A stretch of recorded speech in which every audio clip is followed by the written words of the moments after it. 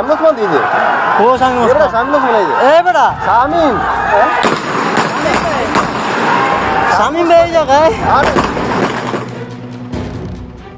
গত 19শে জুলাই ধারণকৃত এক ভিডিওতে দেখা যাচ্ছে নারায়ণগঞ্জে অত্যাধুনিক ভারী অস্ত্র দিয়ে একদল অস্ত্রধারী আন্দোলনে নামা নিরস্ত্র ছাত্র জনতার ওপর গুলি ছুঁড়ছে।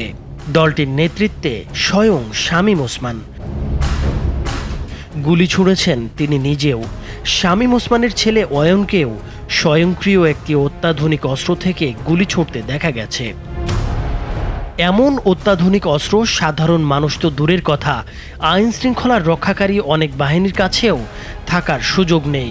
তাহলে প্রশ্ন হলো, এমন সব অস্ত্র নারায়ণগঞ্জের শীর্ষ আওয়ামী লীগের নেতা এবং তাদের কর্মীদের হাতে আসলো কিভাবে? প্রত্যক্ষদর্শীরা জানান, ওই দিন আগ্নেয়াস্ত্র ও ধারালো অস্ত্র হাতে শামীম ওসমানের নেতৃত্বে আওয়ামী লীগ, যুবলীগ, ছাত্রলীগের কয়েকশো নেতাকর্মী আন্দোলনকারী ছাত্র জনতার ওপর হামলা চালায়। তবে শুধু শামীম ওসমান বা তার কর্মীরাই নন, ছাত্র জনতার বিরুদ্ধে সশস্ত্র অ্যাকশনে দেখা গেছে তথাকথিত সাংবাদিকদেরকেও।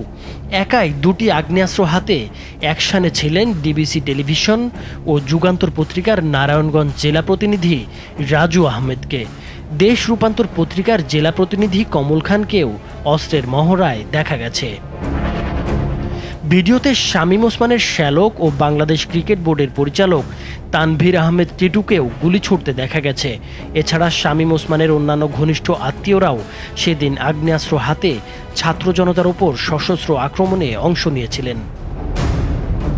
ওই দিন অর্থাৎ 19শে জুলাই শামীম ওসমান ও তার বাহিনীর গুলিতে রিয়া গোপ নামের এক নিষ্পাপ শিশু নিহত হয়।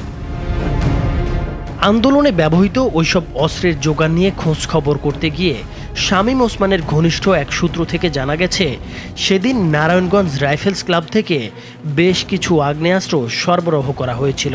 অবশ্য অনেকদিন ধরেই প্রতিষ্ঠানটির দখল ছিল শামীম ওসমানের হাতে।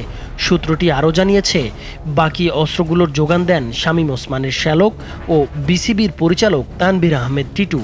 টিটু নারায়ণগঞ্জ জেলা ক্রীড়া সংস্থার সাধারণ সম্পাদক এবং অভিজাতদের ক্লাব নারায়ণগঞ্জ ক্লাবের সাবেক সভাপতি।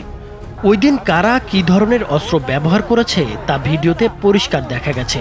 তবে পুরো ভিডিও এবং প্রত্যক্ষদর্শীদের মাধ্যমে শামীম ওসমান, তার পরিবার ও অন্যান্য নেতাকর্মীদের অস্ত্রবাজির বিষয়টি খতিয়ে দেখছে পুলিশ। শিগগিরই এ বিষয়ে অধিকতর তদন্তের মাধ্যমে প্রয়োজনীয় ব্যবস্থা নেওয়া হবে বলে জানিয়েছে আইন প্রয়োগকারী সংস্থার তরফ থেকে। নাইমুর হোসেন।